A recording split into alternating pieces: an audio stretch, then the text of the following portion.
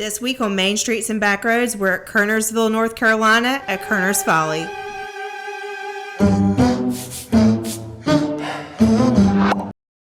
Welcome to Korners Folly, the architectural wonder and home of artist and designer Jule Korner.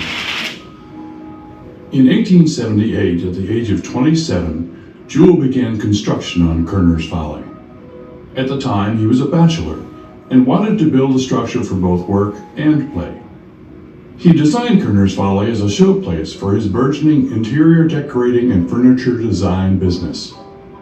The building had space for his studio, office, living quarters, and a small cottage behind it for Aunt Dealey, his housekeeper and later the family's nanny.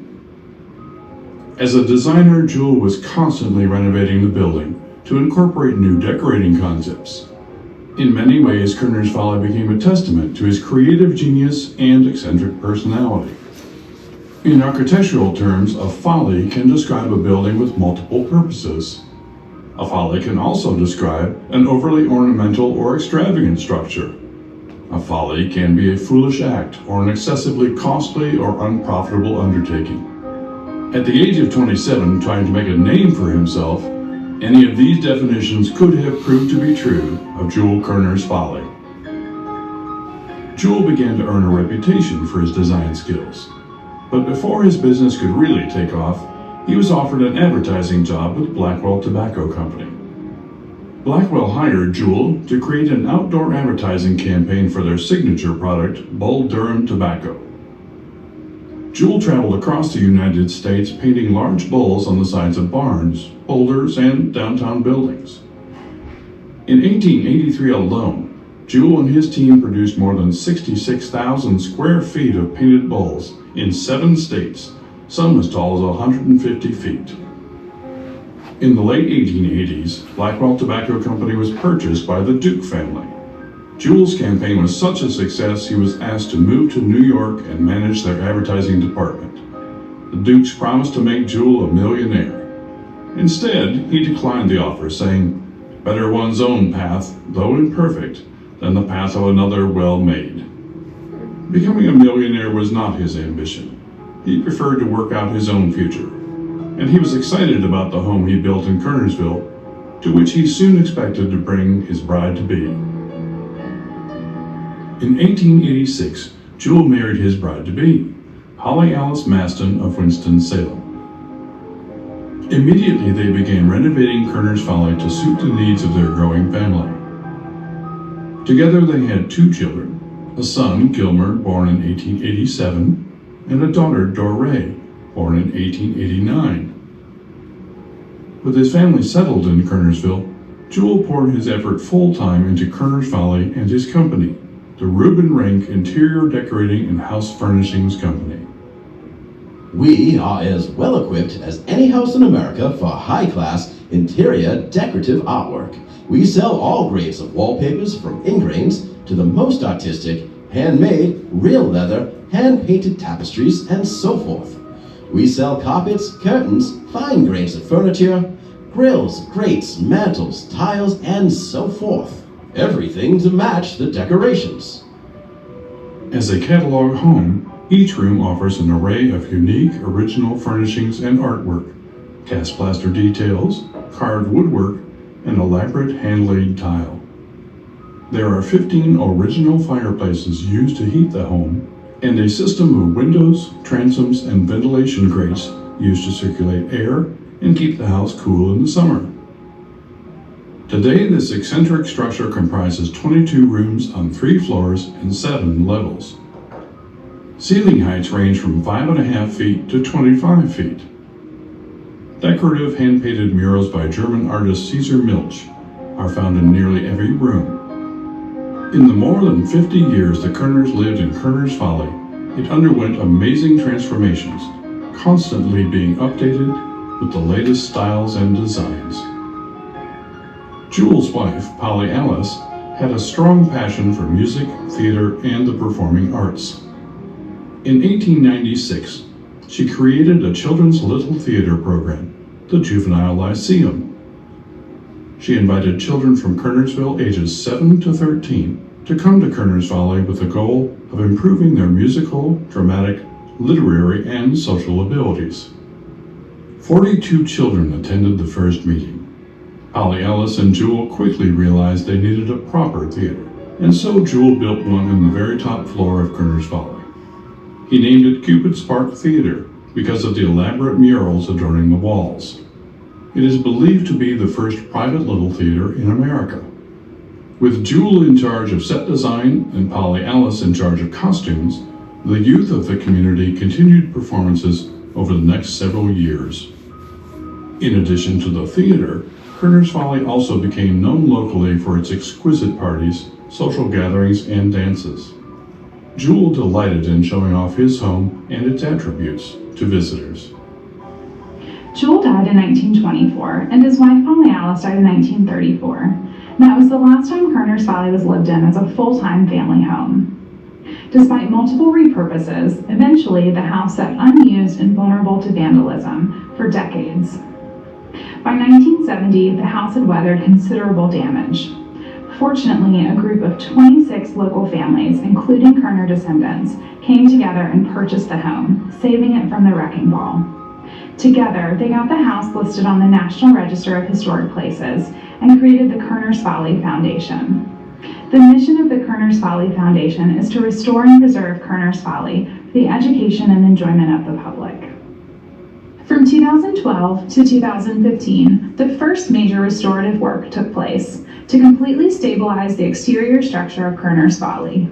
The house's foundation was repaired, the porches were restored, and the entire roof was replaced. Now that the home is watertight and structurally stable, interior restoration work is underway. Our goal is to move through the house, restoring one room at a time, so the home is never closed for tours. New rooms are being restored each year, and it's a remarkable time to see historic restoration in action. Korners Folly was Jule's life's work, though he never really considered it was complete.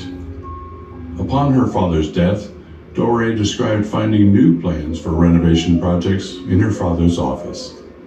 While those plans are now lost, each completed restoration project, every new window treatment, relaid tile, and original paint color carries Korners Folly further back in time. Restoration brings Victorian America to life in the heart of Kernersville, North Carolina. It brings to life a time of extravagance and triumph, a time of prosperity and industry, expansion, and growth. The Korners Folly Foundation is proud to share this fantastic period of American history by showcasing the home of Jule Korner, a quintessential Victorian visionary. And each year, Jule's vision is a little more revived. He would be pleased today to know that thousands of visitors walk through his doors each year with an inquiring curiosity, but leave in amazement at the talent, ingenuity, and vision it took to build this landmark home. We hope you enjoyed this introduction to Korners Folly. After purchasing tickets in Aunt Dealey's house, you will begin your tour by following the path to the porches and around to the front door of the house. While on tour, please use caution. There are low ceilings, narrow hallways, and many stairs. In each room, you will find a numbered storyboard. Please follow each of these in order. And most importantly, enjoy your tour.